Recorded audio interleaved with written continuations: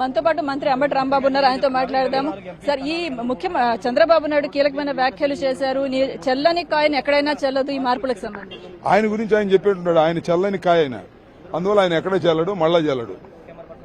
చంద్రబాబు చెల్లని కాయన్, ఆయన ఎక్కడా చెల్లడు, చెల్లబోడు. అది ఆయన కామెంట్ కి అర్థం. అంటే మీకు సంబంధించి మీ సెగ్మెంట్ లో కూడా మార్పులు జరుగుతాయి. ఏం చేస్తాడు ఆయన?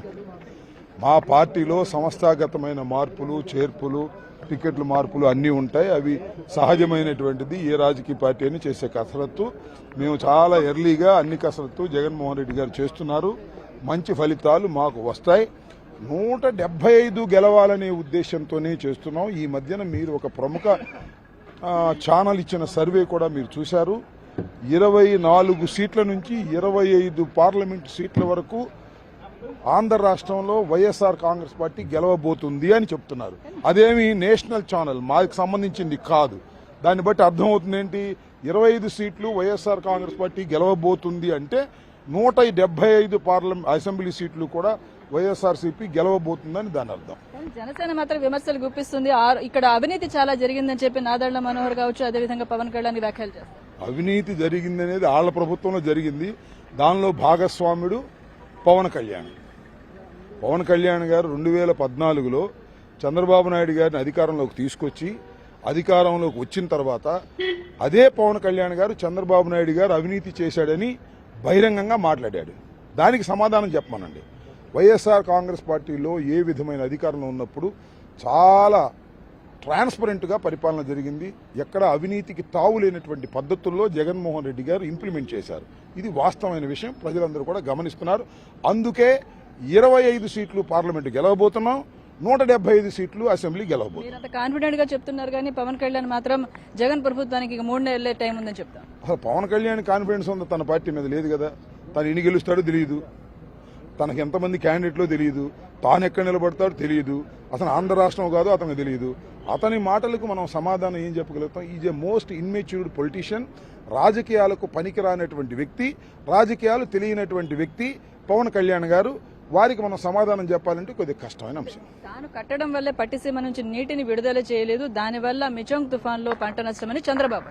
ఇవన్నీ తాను పట్టిసీమ కట్టడం ఏంటి, తాను అసలు ఇంకోటి ఏంటి, పోలవరాన్ని కూడా తానే డిజైన్ చేసి పూర్తి చేశాను అంటున్నాడు. ఇన్ని పిచ్చి మాటలు.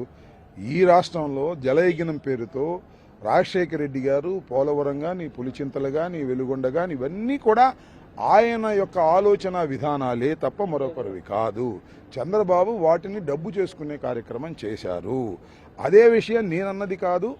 పోలవరం విషయంలో ప్రధానమంత్రి, ఇప్పుడు ప్రధానమంత్రి గారు కూడా, ఆయన పార్ట్నర్గా ఉన్నటువంటి ప్రధానమంత్రి గారు కూడా ప్రభుత్వంలో ఆయన చాలా స్పష్టంగా చెప్పాడు, ఏటీఎం లాగా వాడుకున్నాడు చంద్రబాబు నాయుడు పోలవరాన్ని అని. ఇంతకన్నా ఏమి సాక్ష్యాలు కావాలి? ఏదో మాట్లాడుతూ ఉంటాడు, జైలుకి వచ్చిన తర్వాత బుర్ర చెడిపోయి మాట్లాడుతుంటాడు. అవి పెద్దగా పట్టించుకోవద్దని ప్రజలకు నేను మనవి చేస్తాను. వైసీపీ నుంచి అసంతృప్తులు చేర్చుకోము, మంచి వాళ్ళు ఉంటేనే చూసి ఆలోచించి తీసుకుంటామంటున్నారు చంద్రబాబు. చేర్చుకోమని ఆయన్ని వైసీపీ వాళ్ళు చేర్చుకోమని ఎవరు అడుగుతున్నాడు? వాళ్ళని ఎన్ని ఉన్నోళ్ళు పోతున్నారంటే. వాళ్ళు ఎవరో ఒక ఆయన ఎంపీ పోయాడని విన్నాను, ఎంతవరకు నిజమో నాకు తెలియదు. వాళ్ళు ఎంపీ ఉన్నోళ్ళు పోతారు, అది మునిగిపోతున్న పడవ. చంద్రబాబు నాయుడు గారు, పవన్ కళ్యాణ్ గారు కలిసి ప్రయాణం చేస్తున్నది మునిగిపోతున్న పడవ. ఆ మునిగిపోతున్న పడవలోకి ఎవరైనా వెళ్లారంటే అమాయకుల కింద లెక్క. రాజకీయ అవగాహన లేనివారు, ముందు చూపు లేనివారు, అది అర్థం. కాంగ్రెస్ కూడా చెప్తుంది మాతో ఎమ్మెల్యేలు టచ్ లో ఉన్నారు. కాంగ్రెసా ఉందా ఆంధ్ర రాష్ట్రంలో? మాదిరి ఉందని మీరు అనుకుంటే నేను సమాధానం చెప్పలేదు. ఇంకో విషయం చెప్పండి ఫైనల్ గా, సత్తెనపల్లిలో నెక్స్ట్ అభ్యర్థి అంబటి రాంబాబు ఎక్కడైనా వేరే చోటకి నన్ను అడిగితే లాభం, జగన్మోహన్ రెడ్డి గారు చెప్తారు దానికి. I have my confidence. అవి బహిరంగ చెప్పాల్సిన అవసరం లేదు. జగన్మోహన్ రెడ్డి గారు విల్ డిసైడ్. జగన్మోహన్ రెడ్డి గారు ఏ నిర్ణయం తీసుకుంటే ఆ నిర్ణయాన్ని శిరోధార్యంగా భావించి వెళ్లేటటువంటి వ్యక్తి అంబటి రాంబాబు.